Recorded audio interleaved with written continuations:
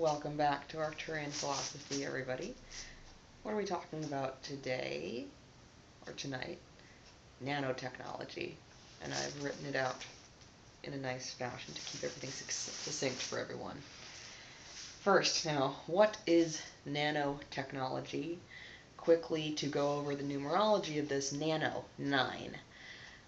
9 refers to the completion of a cycle, but also the rebirth of a new one. 9 tends to be the favorite number for all the satanic, Masonic, whatever, secret society concepts when they're involved with killing something. That's what they were trying to do when I was in prison. That's what they did with my son, which succeeded. And with nanotechnology, yes, the idea is for what you think of little types of robots, almost biological robots that are programmed in, it appears, a Unix style type fashion, which run through a cycle through the target system. That could be your reproductive system, like it was for me. That could be your liver. That could be your whole body. In addition to this, I'm going to be talking about what is known as the Black Goo, because I heard there's an interview with one super soldier who goes by Rachel, who talked about it, and I immediately knew actually what the substance was because of where my mom works and how I grew up with her talking about it all the time. But first, now, we went over how does nanotechnology work. It's intelligently programmed, like a robot, like you've thought of. It's quite emotionless. Most people mention that. Now think of it like a computer. Does a computer really have emotions exactly? Not really. When you're talking about something like this, it is very cold, I would say, in its feeling. It does not really feel alive exactly, except you know that it's alive somehow because it's in your body or in your environment somehow, affecting the environment somehow. So it's alive in some fashion, but not alive exactly in the way that we, as creator beings, are familiar with, really. And the irony is that we as creator beings, we created this stuff. This is just like The Matrix. This is basically how we made the movie The Matrix. Certain types of nanotechnology, for example, the Black Goo, is kind of like Smith in The Matrix. I'm going to go into that at the end of the video, but the idea is that some of this nanotechnology has gotten so artificially intelligent, AI, that it's become literally like Smith in The Matrix, wreaking havoc. And both sides, the robots, or the reptilians, the draconians, and the humans, the greys, everybody's scared of this stuff, no matter what. So what's interesting is that we have a common enemy. But so how do I know about this stuff? How am I qualified to even talk about nanotechnology? Well, it was used on me. My first experience with nanotechnology was in my bedroom, where you've seen me talk on my bed sometimes. And I was lying there, and I was somehow, I'm not sure how they do this, but astrally I could not see the people there, but I could hear them sometimes, or something would be thrown at me. But I somehow was infected with this nanotechnology to attempt to destroy my reproductive system, to prevent me from having a child. And also I could tell that after it destroyed that, it was likely to kill me as well, due to the damage that it appeared to cause. It was like a flesh-eating kind of nanotechnology that was designed to target the reproductive system and then move up from there. Reproductive system and then branch out from there once it cycled around the reproductive system. So the idea was to make me barren. That didn't really work. Still hasn't quite worked because it's not meant to work. Everybody who's intent on making me barren somehow, Sorry, no. Now, how are you going to know? If say this happens to you, how do you know it's nanotechnology? Now, everybody who has experienced this talks about the crawling feeling.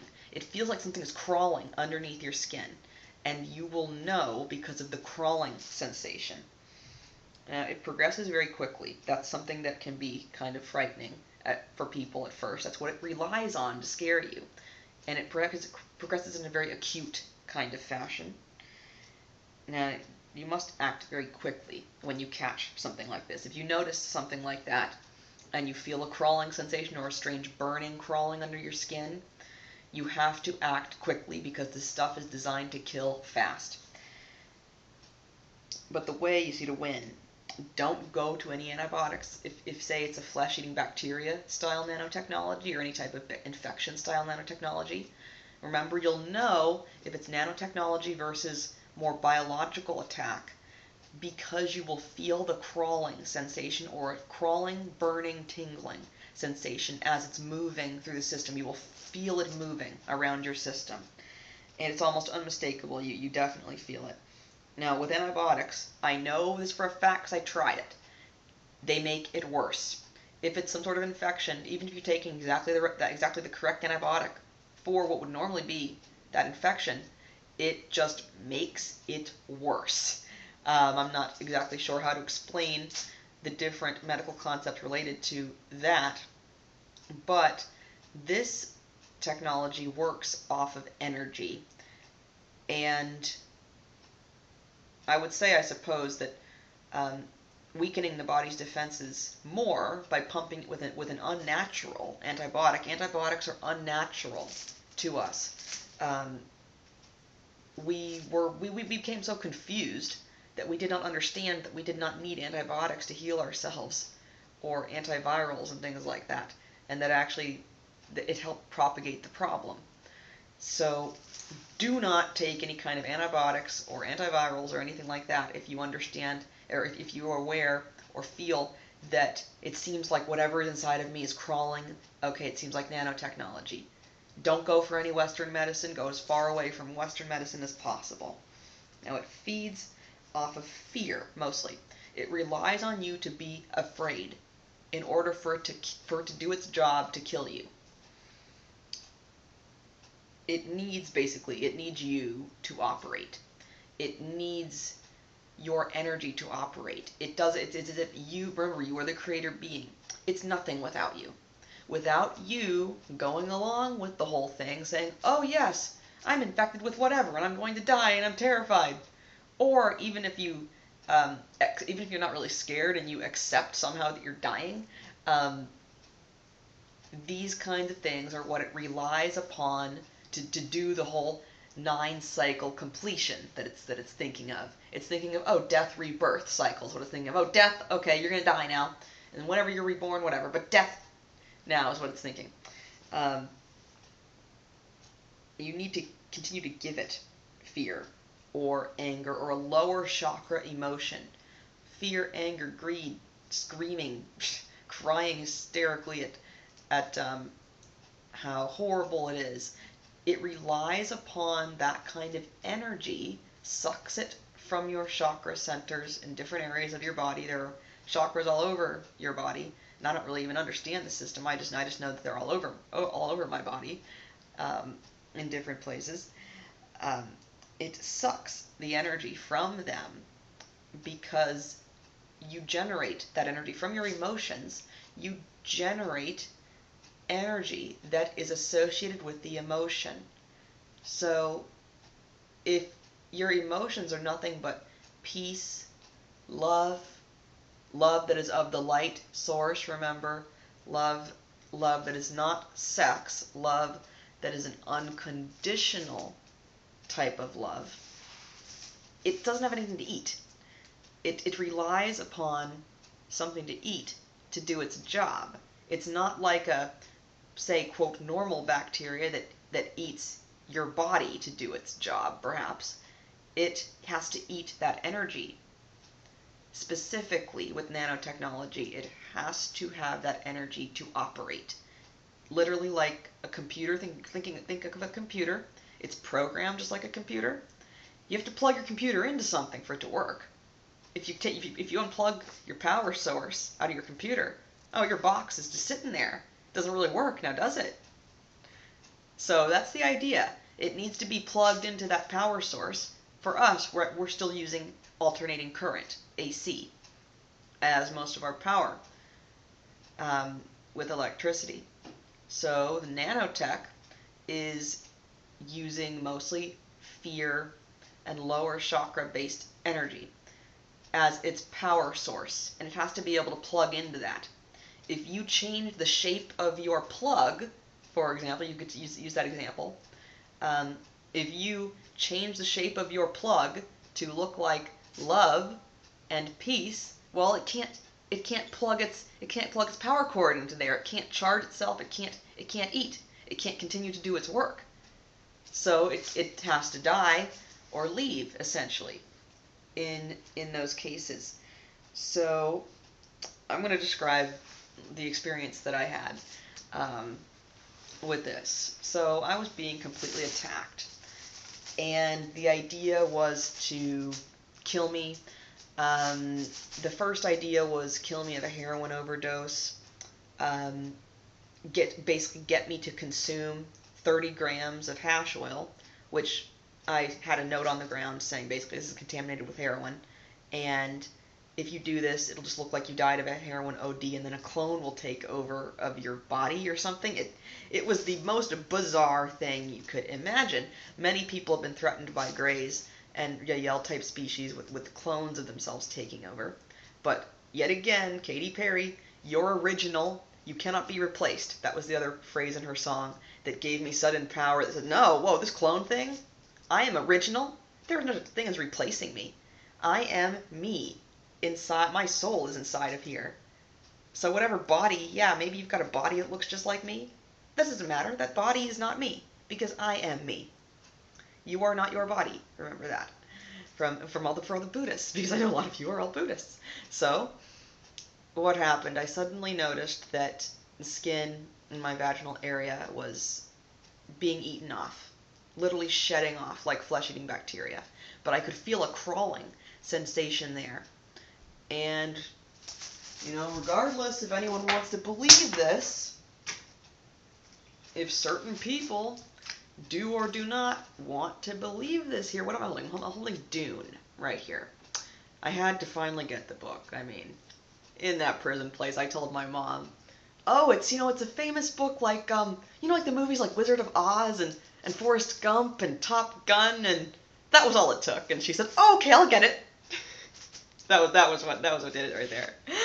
And so I said, okay, good. Just, it should be a big fat book is what I told her. I wasn't really sure, but I knew it was a big fat book. And in the beginning of this book, there's an example here, or there's a story. There's a main character, Paul, and he's a young boy, and he's given a test where he's told to put his hand inside of a box, and he has to keep his hand inside of the box. If he pulls it out, he'll be injected with a poison that will kill him almost instantly. And so he says, okay, and he asks what's in the box. And the Reverend Mother, as it's called in this book, says, pain. And so he puts his hand in the box, and his skin begins to completely burn off.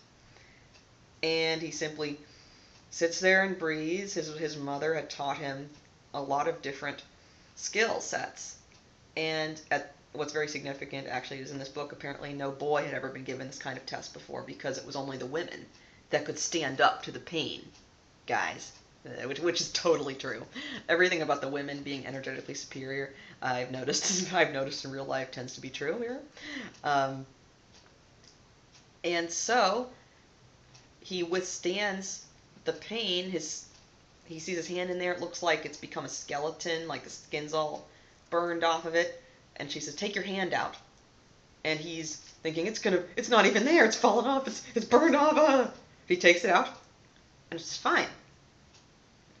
So, when I got hit with the nanotech, here's what happened. I was lying on my bed over there, and I knew something strange was going on. I knew it was not like the other biological attacks. I knew it wasn't like the other biological flesh-eating bacteria. that they had tried to infect me with, that was also vaginal and anal. Now, like I've said in different times, their depravity knows no bounds. With this program, with all of this stuff, it's like the depravity of it really honestly knows no bounds. So when you will hear people talk about this kind of thing, and it's just how the entire system unfortunately seems to work, relying on attempting to dehumanize you in terrible ways like that.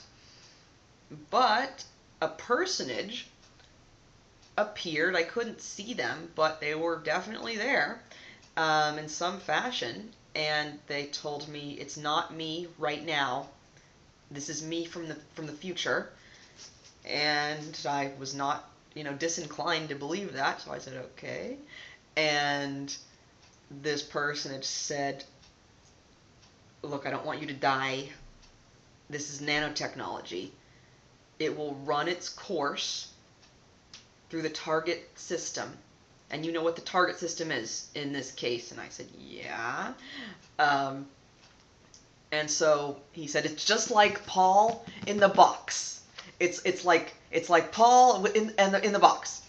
And all you have to do is just stay calm and like Paul in the box, okay? It's just like Paul in the box, and you'll be okay.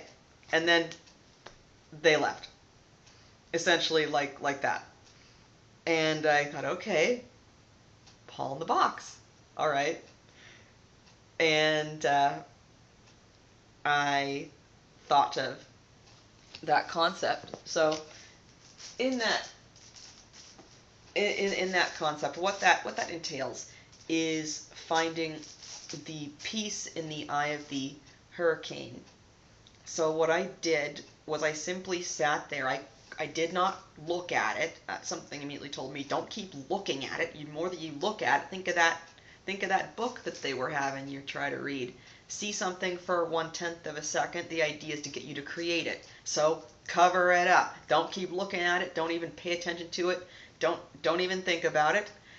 Think about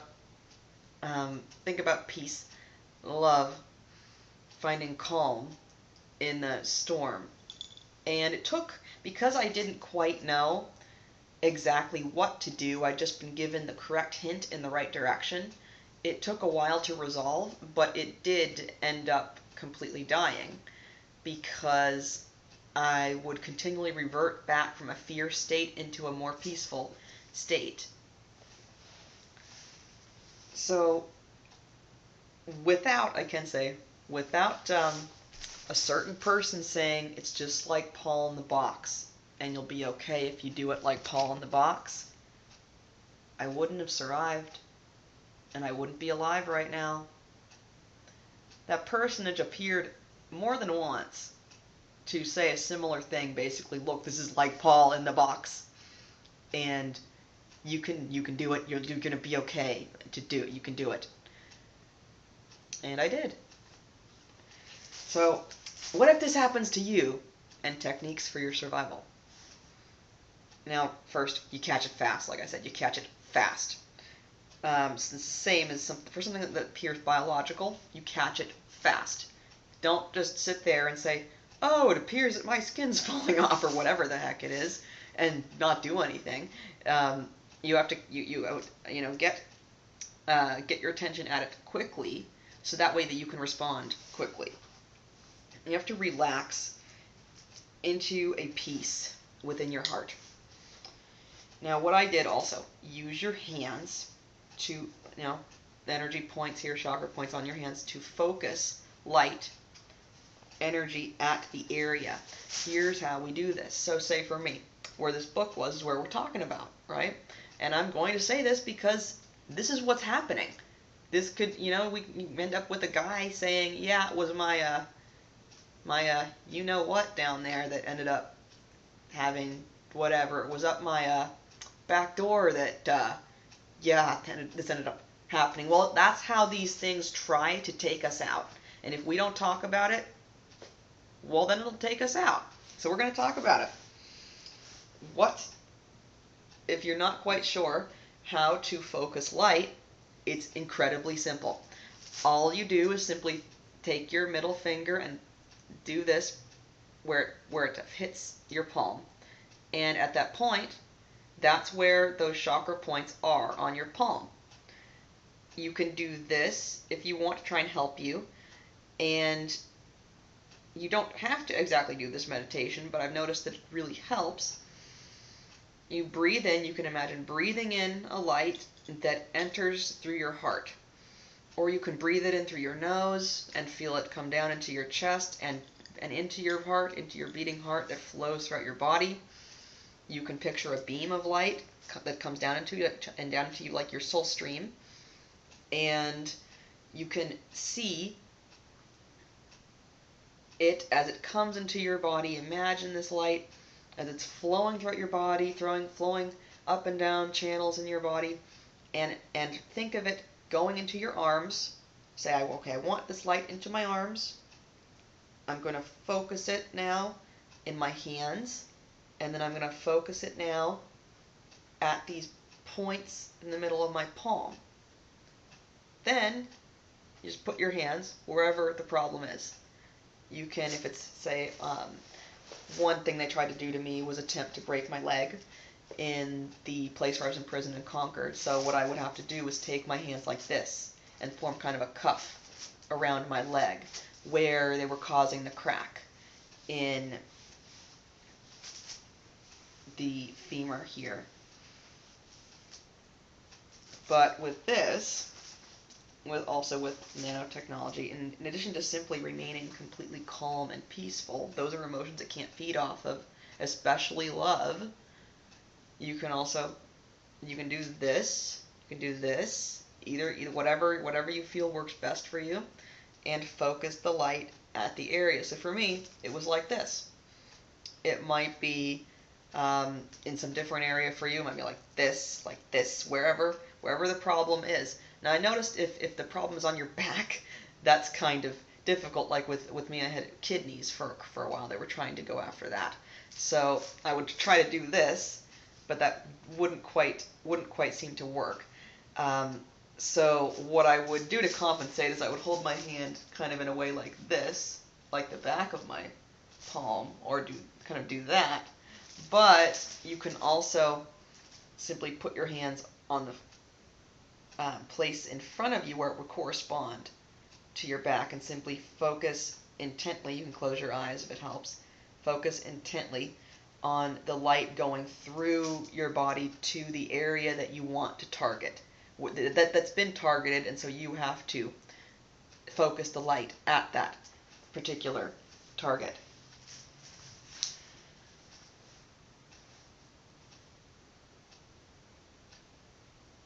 Now, let's get a little bit into this black goo stuff. What is it? It's crude oil. Black goo. The black goo is crude oil.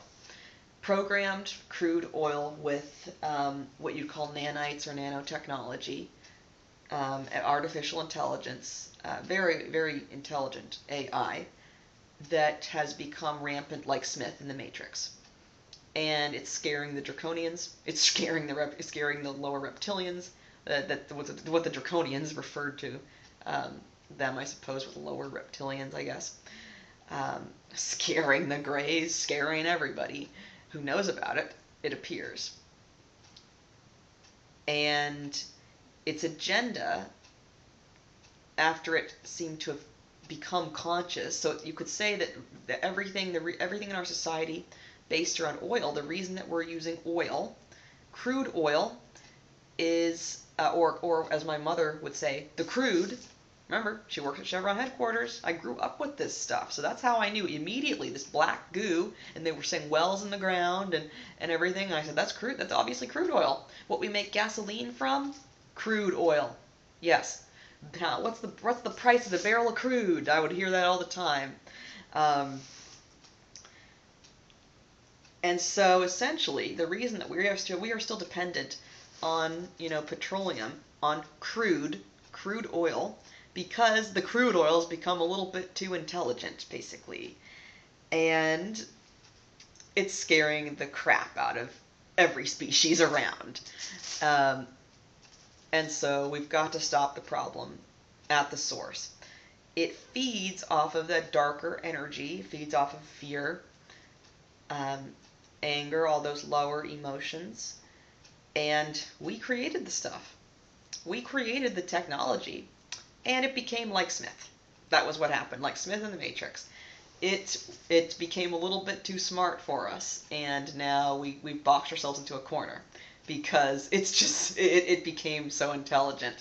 And alongside also with its agenda is simply to dominate, to destroy, and to take over, and leave nothing in its path, like a virus, like a parasite. It appears to operate like a parasite, to feed as it can.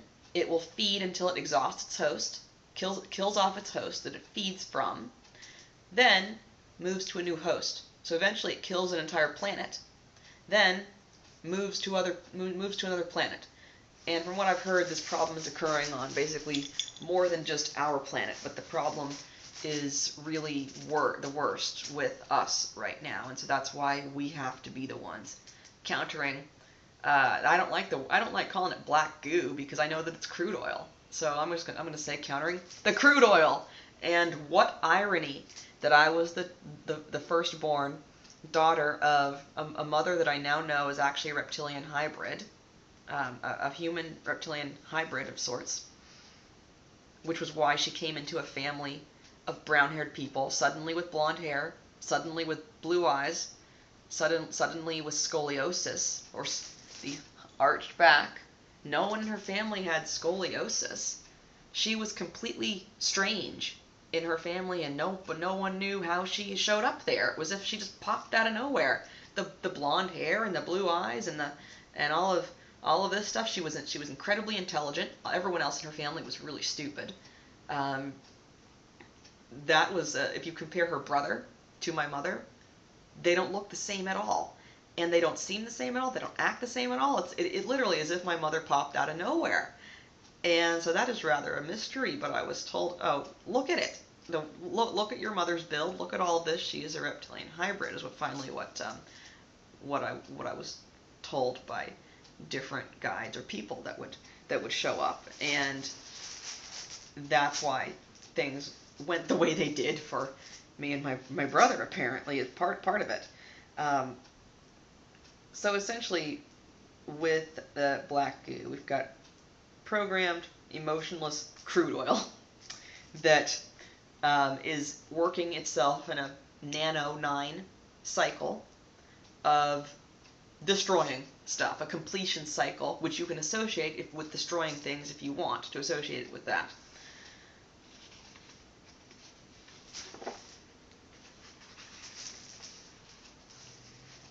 Now, like I said in the beginning, how did the Matrix end? How did the Matrix trilogy actually end?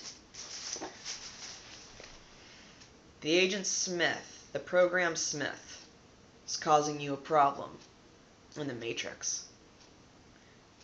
That's how it ended. The enemy of my enemy is my friend. Also, everyone remember, it was actually humans who created this technology. Why?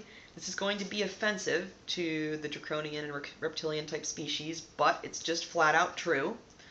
Humans are inherently more intelligent than those species right now. How we've evolved, we are just inherently more intelligent, and so we've been taken as intellectual slaves of different types, and created this technology.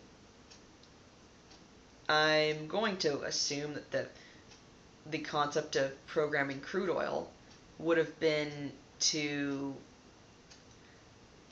somehow allow them to feed in a better fashion, something that they thought was going to be something for their betterment, but that instead backfired in their faces, and now everyone is running scared from it, realizing, oh my god, it's going to kill everything, including us, the Draconians, too.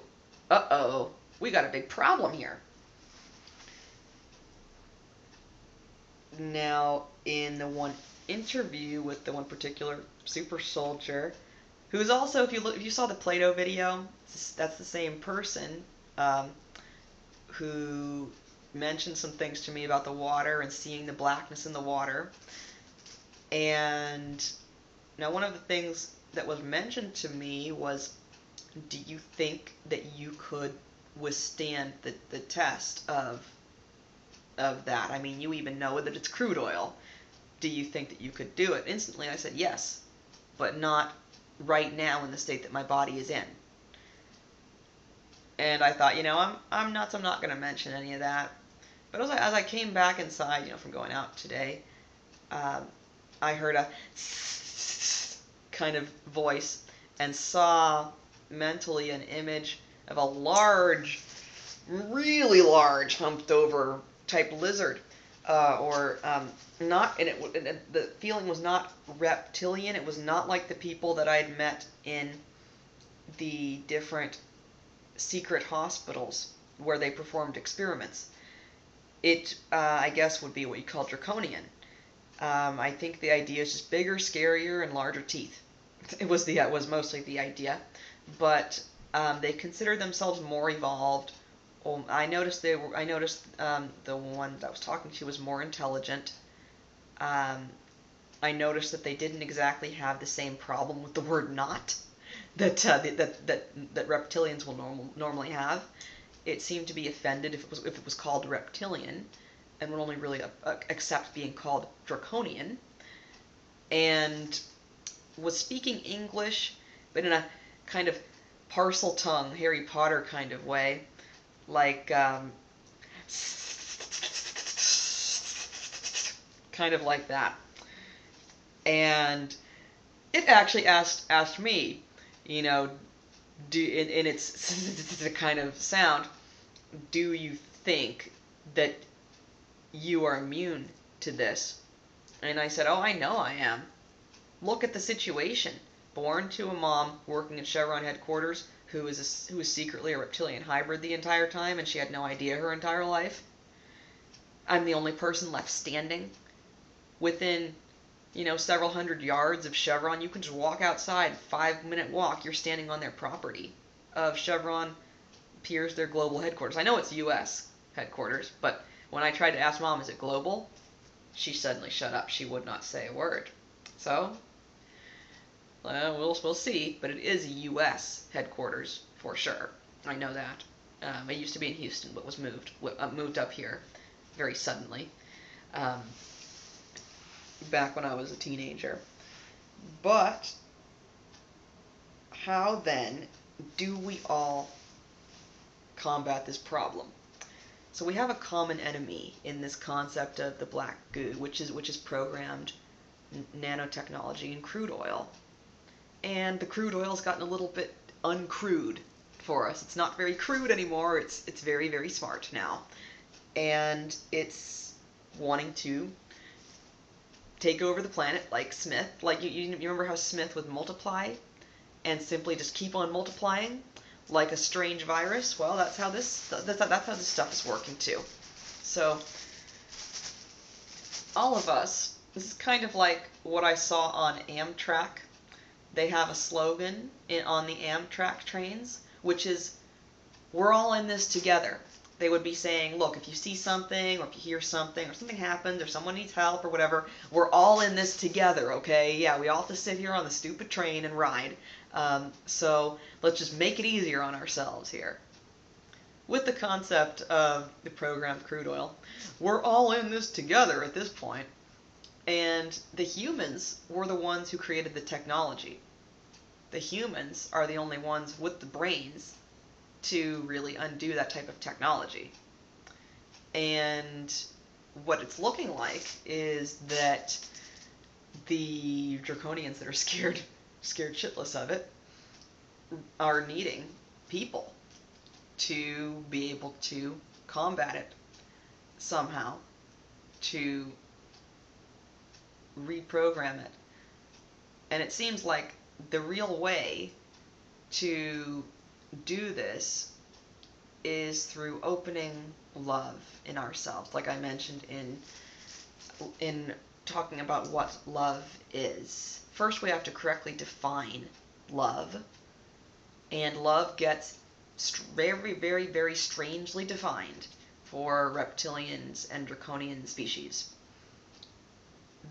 The reason humans are so powerful and so valued by those species now, not just as slaves, but now they think of us that are still standing as the avatars that are still standing, are the warriors that are able to combat this. It's ironically something we share in common with that species.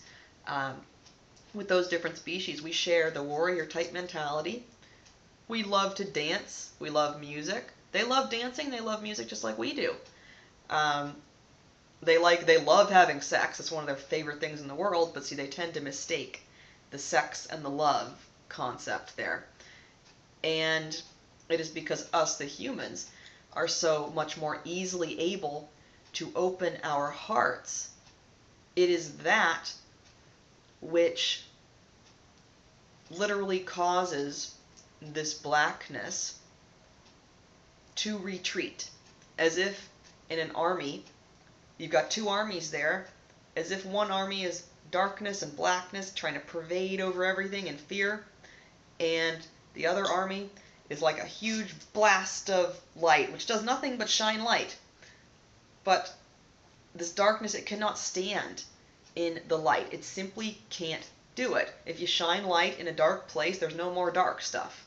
It just doesn't work. It's a matter, you could think of it as a matter of physics if you wanted to. It just can't, it can no longer operate if there is pervading love in the space where it is trying to dominate, to control, and to consume, essentially. And remember, its idea is not just to dominate. Its idea is to dominate and then kill. All of the people that I saw where I was held as a prisoner with the medical experiments in Concord, California, all of those other people or other reptilians there, they all looked very malnourished. They all looked basically horrible. Everybody looked physically horrible there except for me. Even after everything that had been done to me, everybody there looked physically awful. Either obese or starving, or looked like someone starving in Africa with a huge, strange stomach. Everyone looked literally awful, except for me. And everyone had been taken over by this darkness, but now it appears that the species that were familiar with this darkness or using this dark energy have hit up against, we've got a Smith inside of our matrix. And this Smith is wreaking havoc on us. And it's killing us now.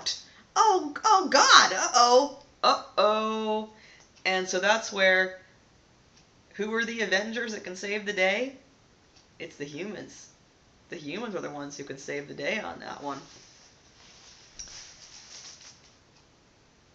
I mean, we're light, dark, or gray. we're all stuck in this together. We've all put ourselves in this. We've all created ourselves into this situation for a reason. Clearly, I'm in this situation for a reason. Understanding the concept of crude oil from a young age, right next to the Chevron Headquarters, having the mother that's a reptilian hybrid that works there. Clearly, I've created this situation for a reason, and clearly everyone else here has created themselves into this situation with me as a reason, as a learning experience. We create ourselves into these situations for the concept of learning. And it's almost as if this is the first generation where we're really exploring the true concept of this. It's the first generation where we're actually saying outright, oh, aliens exist, that we're creators, all these different things that had been secrets, basically, except to the, quote, elite few in generations and decades past.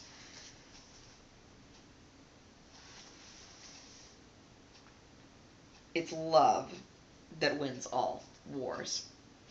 And do we really need some of the smartest and most adept or adaptable minds to accomplish this? Yes, we do. It really seems so. It indeed seems so. But the main idea is that everyone, no matter what species, race, descent, or whatever you want to call yourself, the way that we combat, ultimately, the nanotech that's gone completely rampant on us is by all independently opening our heart centers, or if we're able to come together, to do so together. But because it's been so difficult for us to exist in the same space, or say in the same room, start with this independently. With the love that I was speaking of, it is love that is unconditional. It is a kind of love where you could imagine that someone killed your child. And, oh, that happened to me. And you could still, after experiencing the pain of that, turn around and say, but I still have love for everything. I have love for the whole universe. I have love for the whole earth and everything on it. For every tree, every plant, every flower, every reptilian, every draconian, every gray, every yell. Meat. That video was hysterical. Come on. That video was hysterical, man. Bummer. Love, this kind of true love, it emanates an acceptance no matter what. Unconditional. It does not conquer. It is not the concept of conquering something. It does not conquer. It emanates a true love that never fades and accepts everything it touches. When I died, at one point, before any of this happened, where I'd committed suicide and actually died, I felt this type of love source, and there really are no words to attempt to describe it, but it felt like a complete acceptance of everything that I'd ever been, everything that I was, would be, or could be in what you'd call a future. There was no time in that place where I felt where I was dead, you could say. The happiest I'd ever been was when I was dead, just like everybody's near-death experience story. The same thing for me. I was one of the rather common people who wanted to say, oh, I don't want to leave. And the way we fight back, again, is not to fight, but it is to love back, because the technology simply is not programmed or designed to stand in love. It just can't operate when love pervades over the entire planet. There are lots of practical things that we can start doing to stop its influence, but we have to start doing those things, like not using petroleum. When the first time I saw the Akashic Records was the first time I actually really astral projected. I did find the Akashic Record the first time I astral projected, and I was shown a graph saying that if you continue to use petroleum, your planet is going to either be hit by an asteroid or hit by some sort of large object of some sort, or will otherwise that somehow otherwise everyone on the planet would die, and the planet would die somehow if we did not stop using petroleum. And I thought, that's weird. Petroleum? I mean, of all things, you're saying petroleum? What's up with that? Oh, well, now watching that video, oh, it sure makes sense. Seeing all these things about this black goo concept. It's not a goo, it's crude oil. Okay, guys, this black goo. It is programmed, crude oil, programmed with nanotechnology. That's what it is. And we're all in this together. The humans are the ones with the advantage on what to do. And the humans are the ones who actually will turn around and say, okay, you murdered my son and you tried to murder me, but I'm still going to love you just like Jesus did. And that's what wins the war.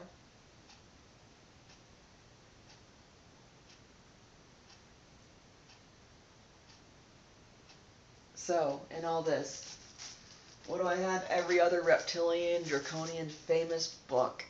God's debris. At the end of the book, what do we have happening? I told this story once, but I'll tell it succinctly. Again, I had the feeling in the middle of being attacked to go get this book. And I was told, turn to the back, where you remember the back, where there's the new delivery driver. I'm going to just assume most of you will know God's Debris by now, because I realized so many people had read the book. I bought it the minute it came out, because I grew up with an engineer mother and talking about cubicles, the cubes, and all of that. I loved Dilbert. I understood all of it, and buy-in and all the different words. I understood what they meant because of my mom. So we've got after the war. After the war. I love that rocking chair. The young man said to me, how old is that thing? It looks like an antique. I got it 1 year before the religion war, I said. I'm glad that war ended before I was born, the young man sighed. I can't imagine what it was like to be alive then. You're lucky to have missed it. Were you in that war? Everyone was in that war. Let me ask you something, the delivery man said. Why do you think the war ended? We learned in school that everyone just stopped fighting. No one knows why. Although there are all kinds of theories about secret pacts among world leaders, no one really knows. You were there. Why do you think everyone suddenly stopped fighting? Put another log on the fire, and I'll tell you. The young man looked at his watch and hesitated. He had many more delivery stops before lunch. But then he turned towards the fireplace and chose a sturdy log. Now, if you flip a coin, I said, how often does it come up heads? The end. And for those who know this book, the idea is that the main character is a delivery person in San Francisco and delivers to an old man who then says, no, the package is for you. And the old man explains to him the concept of an avatar and the 5th level and such. And the delivery man opens the package at home, and there's a note in there basically saying, oh, congratulations, you are the new avatar to replace me. And that's the ending of this book. That, oh, you are going to be the new avatar to replace me, because the old man says in the beginning, if you flip a coin, how often will it turn up heads? And that starts the entire dialogue. When I was told go get this book and read the ending, I read to the ending and I realized, oh my god, if you flip a coin, how often does it come up heads? And I am now the new avatar, like in the book. And I got that feeling, that the telekinetic kind of delivery feeling, where something's delivered to you, but I was already holding the thing that was being delivered to me. That was a really strange feeling. You know, where something suddenly flies at you or appears or whatever, and you have a feeling, oh, something's appeared. Well, yeah, I had a feeling that something had appeared, but I was already holding it. And the author said, do you like my signature? Because, see, the author, my mom can tell you, died when I was a teenager. If someone tries to tell you Scott Adams is still alive, it's not Scott Adams in there. And I know that because he lived in Danville, one town up from me, and he pretty much died after writing God's Debris, it appears, because of the information that he was exposing. And he told me these ones that have my signature on it, some of these with my signature were going to end up in the hands right here where I lived. We're going to end up in someone's hands that was going to be one of these avatars. And hey, congratulations, it's you. Do you like my signature? Now, unfortunately, whatever carbon monoxide and weird radiation screwed up the book, you guys. Jeez, guys, why'd you have to screw up my book? But I don't care. So it's us humans that have the biggest advantage with this stuff. And we are the ones that know how to, quote, fight back. What the Avatar mentions in here, the old man, says, well, the purpose of the Avatar is when, too many people die, the Avatar steps in. Oh yeah, too many people die. There was going to be a nuclear attack on New York. Avatar steps in. So, with everything that we know here now, the purpose of anyone who's watching this, interested in this, wanting to learn about how to, quote, combat this, well, you combat it with love. And ultimately, when feeling that feeling of love, you don't feel like you're combating anything. You feel like you're not fighting anything. And the thing that you would be, quote, fighting just runs away.